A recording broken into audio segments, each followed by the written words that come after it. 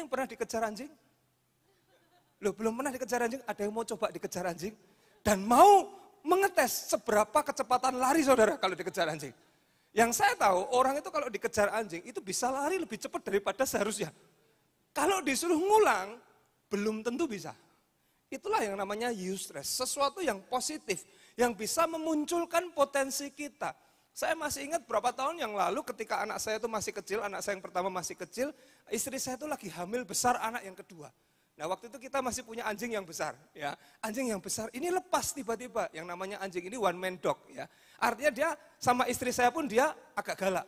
Tahu gak ketika dia melihat anjing itu lepas, ya anaknya yang pertama masih kecil itu langsung digendong dia dalam posisi hamil besar, lari sekenceng-kencengnya. Dia ngomong, aku enggak tahu dapat kekuatan dari mana. Karena deg-degan, karena ketakutan bisa lari sekenceng itu. Ya hari ini saya berdoa saudara nggak perlu dikejar anjing untuk bisa lari lebih cepat. Amin.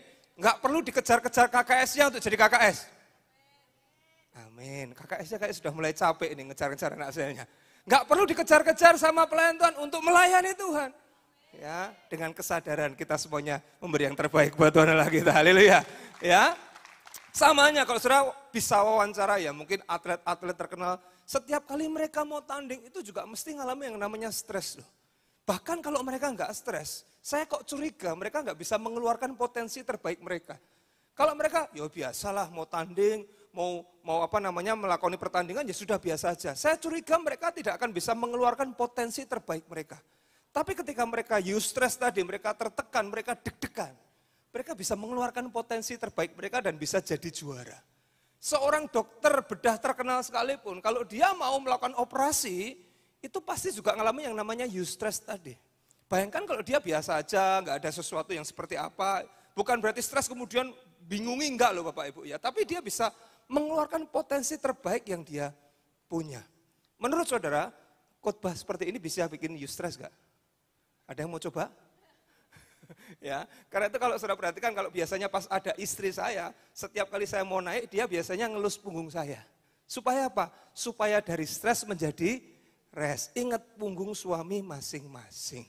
Jadi kalau ada suami orang stres, please ibu-ibu jangan dielus punggungnya. Ya, artinya gini, kita belajar Bapak Ibu ya. Sesuatu yang baik itu bisa muncul ketika eustress ini ada.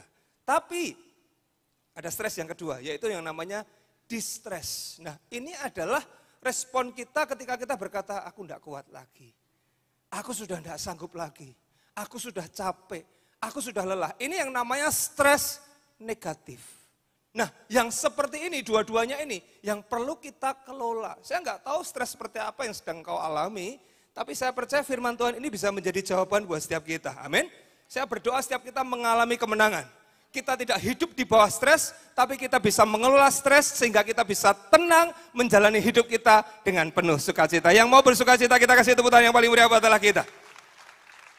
Nah seputar stres, masih seputar stres kita akan belajar sama-sama sekarang apa sih yang menyebabkan seseorang itu bisa stres. Ya, ada dua kelompok besar, yang pertama adalah faktor eksternal atau faktor dari luar, stres yang disebabkan oleh faktor eksternal. Nah tahun 1967 ada dua orang psikiater yang terkenal, namanya Robert Holmes dan Richard Rahe. Mereka membuat penelitian untuk mereka pakai sampel ribuan pasien ya ini ya, diteliti. Dari ribuan pasien ini diteliti apa saja yang menyebabkan mereka stres, kejadian apa yang buat mereka itu stres, dan itu menimbulkan bukan hanya psikis tapi juga secara fisik mereka mengalami perubahan dalam hidup mereka. Nah setelah diteliti dari ribuan pasien ini, mereka kelompokkan ada sekitar 43 penyebab utama. Kenapa orang itu bisa stres? Faktor eksternal ya. Apa saja? Yang mau saya katakan setiap kita, saya nggak bisa bacakan semua. Tapi beberapa, ini yang disebut sebagai Holmes and Rahe Stress Scale ya. Yang pertama ya, itu terjadi, orang stres karena kematian dari pasangan hidup. Ditinggal suami atau ditinggal istrinya ya. Jadi kalau ada teman saudara yang ditinggal pasangan hidupnya meninggal bersukacita, itu ada yang aneh Bapak Ibu ya. Saya punya teman, kami punya teman yang orang tuanya, mamanya itu baru saja meninggal. Mungkin sekitar beberapa bulan yang lalu, dan beberapa waktu yang lalu mereka cerita ke istri saya bahwa sampai hari ini papahnya itu masih belum mau keluar rumah. Karena dia ditinggal oleh istrinya. ditinggal oleh pasangan hidupnya, itu bisa menyebabkan stres yang berat Bapak Ibu. Apalagi ketika orang harus berurusan dengan hukum, ya, harus menjalani urusan dengan pihak hukum, itu bisa membuat seorang dari stres loh. Berapa banyak orang, berapa banyak pengusaha yang stres. Kenapa? Gara-gara dikejar pajak. Gara-gara urusan dengan kantor pajak, betul kan? Itu urusan dengan hal seperti itu, bisa membuat orang jadi apa? Stres Bapak Ibu. Apalagi kematian keluarga dekat. Mungkin itu kakak, adik, orang yang dikasih, siapapun itu bisa membuat orang jadi ngalami stres. Ada orang-orang yang juga ngalami stres karena masalah penyakit. Serius biasanya di dalam tubuhnya, sehingga dia kepikiran, dia stres, gak lagi kemudian punya gairah di dalam kehidupannya. Dia menjadi orang yang murung, gak seperti biasanya. Apalagi kemudian, nah kalau yang ini saya berdoa gak terjadi buat keluarga Allah tempat ini. Ternyata salah satu penyebab eksternal orang bisa stres adalah yang namanya pernikahan. Ayo, ya. Saya berharap tidak ada suami-suami yang stres hari ini. Kok enggak ada yang amin, Pak? Stres, Pak? Saya berharap gak ada suami-suami yang stres hari ini. Aminnya kayaknya masih terpaksa. Kenapa? Karena sebelahnya ada istrinya, Pak. Saya berharap gak ada istri-istri yang stres hari ini. Semuanya menikmati pernikahannya. Yakin, ya. Kadang-kadang kalau dibuka konseling keluarga yang daftar banyak. Ya, tapi saya percaya Bapak Ibu ya, sekalipun saudara menikah selalu ada tantangannya kan, tapi percayalah kita hadapi bersama dengan Tuhan. Sehingga kalaupun stres karena menikah, ya, bukan kemudian ngambil solusi sendiri. Selalu ada solusi di dalam Tuhan Allah kita. Saya berdoa, pernikahan-pernikahan di tempat ini, pernikahan-pernikahan yang diberkati Tuhan dengan sangat luar biasa. Kasih tepuk tangan yang paling meriah buat Allah kita. Amin. Ada orang yang stres kenapa? Karena ngalami kehilangan pekerjaan, dipecat dari pekerjaannya. Dia stres, ya jelas saja kan? Karena dia nggak tahu mungkin dari penghasilannya nanti mau dari mana, dia dapatkan penghasilan mau gimana lagi. Dan ini juga yang sering kali terjadi di usia parubaya adalah apa? Ketika pensiun. Yang tadinya sibuk, yang tadinya punya kegiatan banyak, jadwal meetingnya seharian, seminggu, nggak ada yang putus. Tapi ketika pensiun tiba-tiba harus nganggur. Itu juga bisa menyebabkan stres. Nah inilah yang disebut faktor eksternal yang bisa menyebabkan orang itu menjadi stres. Ya, kalau ada dari saudara yang mengalami salah satu atau mungkin saudara mengalami, saya mengalami beberapa dari yang disebutkan tadi Pak. Saya berdoa Tuhan kasih damai sejahtera. Amin. Tuhan kasih saudara kekuatan. Percayalah Bapak Ibu saudara sekalian, Tuhan nggak mau kita tinggal di dalam stres. Kita kelola stres ini dengan baik. Tidak ada orang yang kemudian bisa menghindari untuk mengalami tidak kehilangan orang yang dikasih. Kapanpun bisa menimpa kita, bukan? Gak ada orang yang kemudian bisa, pokoknya aku pasti bisa berhasil, pokoknya aku akan pernah bisa dipecat dan seterusnya. Kadang-kadang ada hal-hal yang di luar kendali kita. Betul kan? Yang namanya kehilangan orang lain kan di luar kendali kita. Kalau saudara bekerja di sebuah perusahaan dan ada urusan dari perusahaan itu yang membuat saudara kehilangan pekerjaan, itu di luar kendali kita. Tapi apapun itu, kalaupun di luar kendali kita, percayalah, Tuhan pegang kendali atas hidup setiap orang-orang yang mengandalkan Tuhan di dalam kehidupannya. Orang-orang yang mengandalkan Tuhan, kita kasih tepuk tangan buat Allah kita. Kemudian apa lagi? Yang kedua, penyebab stres internal. Ini faktor dari dalam, alias dari dalam diri kita sendiri. Pernah dengar orang perfeksionis? Rata-rata orang yang perfeksionis itu lebih mudah stres. Betul?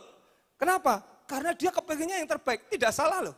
Tapi ketika dia pengen yang terbaik, dia mau dapatkan yang terbaik dan itu sangat jarang mungkin bisa dialami apalagi kalau berurusan dengan orang lain kan. Karepnya gini, orang lain tidak bisa memenuhi apa yang diharapkan. Stres lah. Bahkan bukan hanya dia yang stres, yang ngadepin dia juga stres loh Bapak Ibu. Loh betul kan? Pernah ngadepin orang perfeksionis, malah ikutan stres kita. Ya, bahkan perlu kita ketahui yang namanya perfeksionis itu bisa jadi disebabkan karena trauma masa lalu loh. Mungkin ketika dia kecil, dia pulang dari sekolah, dia bawa sama orang tuanya, Pak, aku dapat nilai 90. Dan orang tuanya ngomong, kok cuma 90? Harusnya 100. Kok cuma ranking 2? Harusnya kamu bisa ranking 1. Ya, di sini kita bisa belajar sama-sama sebagai orang tua mungkin, supaya anak kita bisa lebih menghargai mereka. Betul kan? Itu luka kemudian dibandingkan dengan orang lain, dibandingkan dengan kakaknya, dibandingkan dengan adiknya. Itu bisa menciptakan seorang dengan jiwa yang perfeksionis. Apalagi faktor dalam, mikir negatif, sedikit-sedikit curiga. Seorang istri WA suaminya, kok nggak dibalas-balas ya? Gek, jangan-jangan, wah ini mesti pergi sama teman kantornya. Ini pasti pergi kemana, ini mesti ini tuh. Mikirnya sudah negatif dulu. Gampang stres enggak kalau seperti ini? Iya toh, mikirnya cuma negatif, mikirnya negatif itu bisa stres loh. Ya bahasa kerennya tuh seudon itu loh Bapak Ibu. Sama teman komsel ya gitu. Wah dia enggak senyum sama aku. Wah mesti dia punya masalah. Mesti dia ini, mesti dia gitu. Padahal dia lihat saudara. Karena mikirnya negatif. Itu jadi gampang stres. Hari ini buang semua pikiran negatif, amin.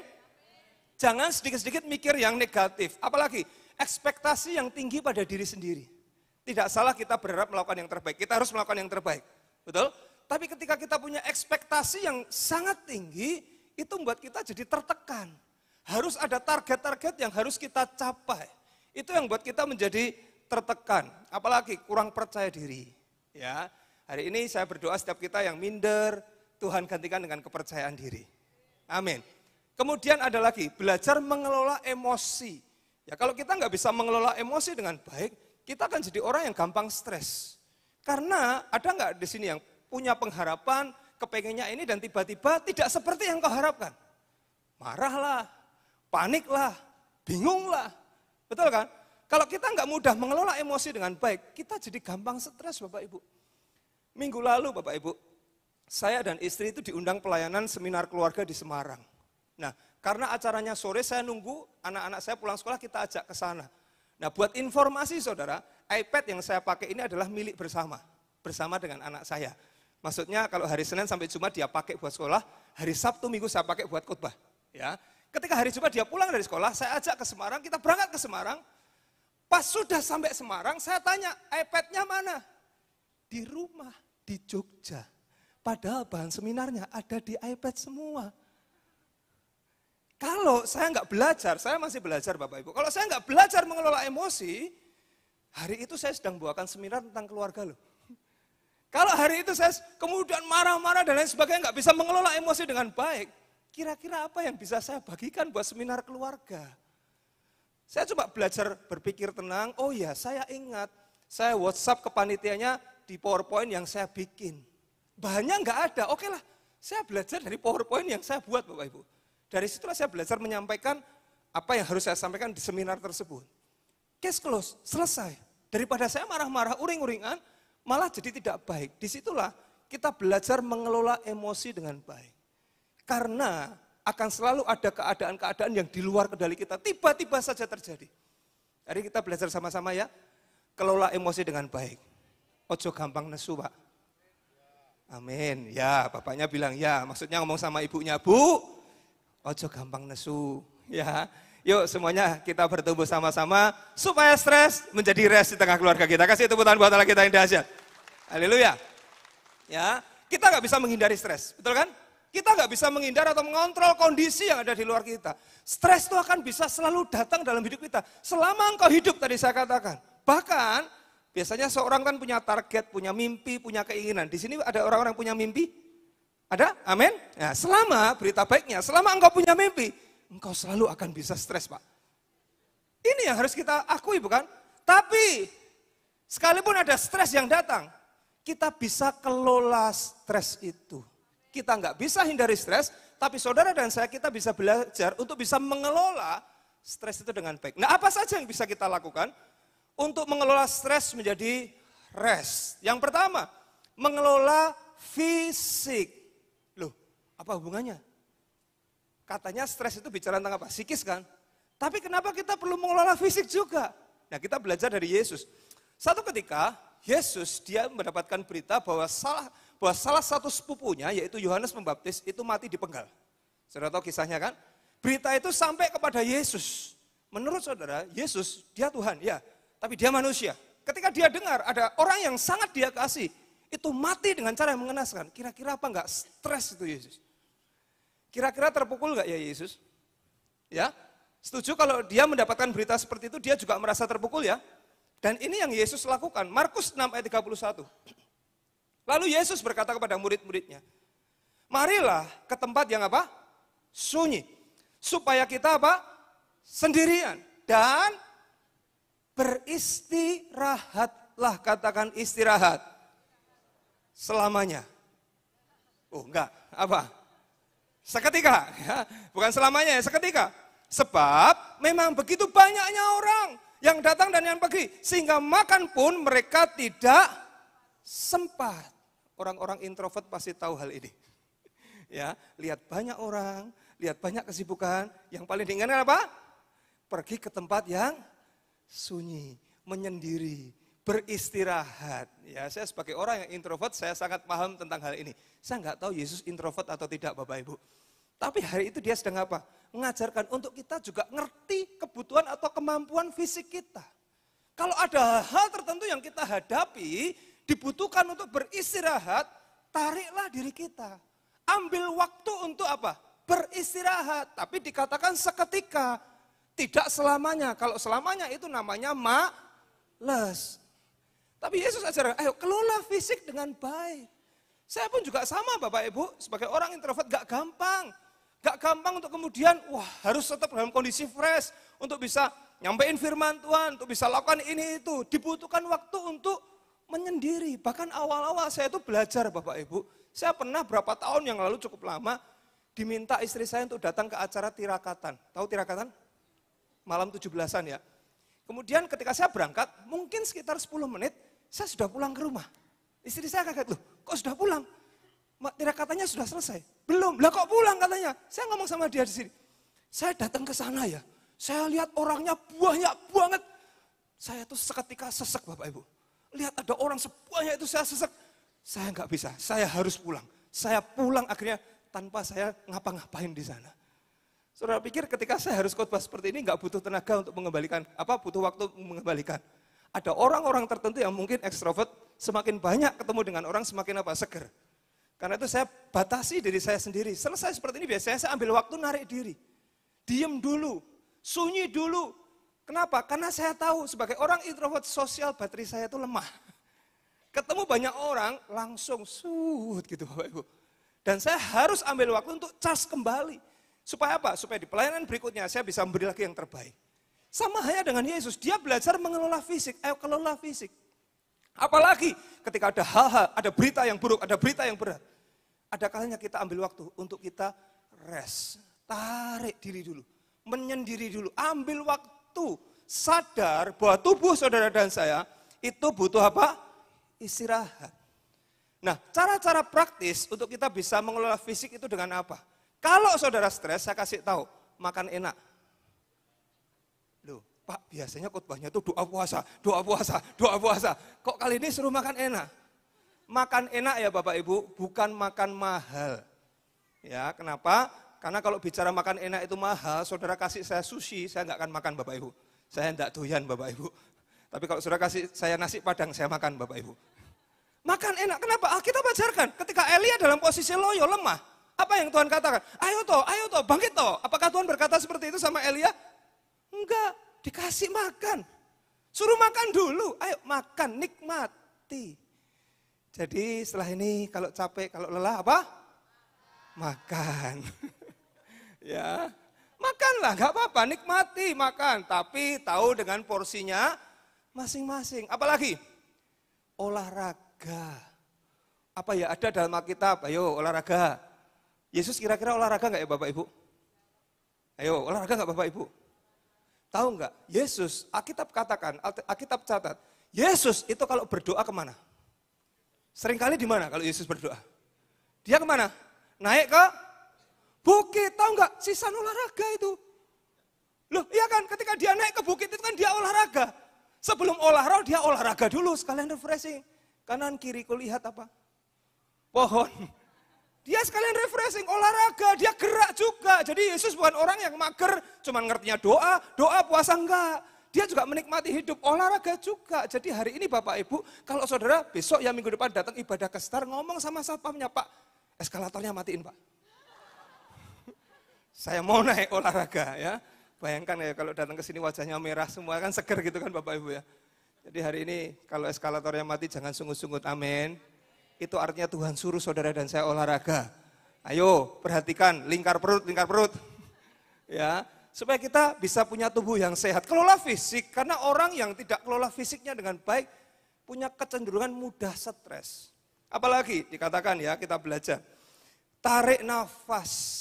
Pernah dengar prinsip, saya lupa berapa detik, 4-4-4 lah katakanlah. Tarik nafas 4 detik, tahan 4 detik. 4 detik ya, bukan 40 detik loh ya. 4 detik, kemudian hembuskan selama 4 detik.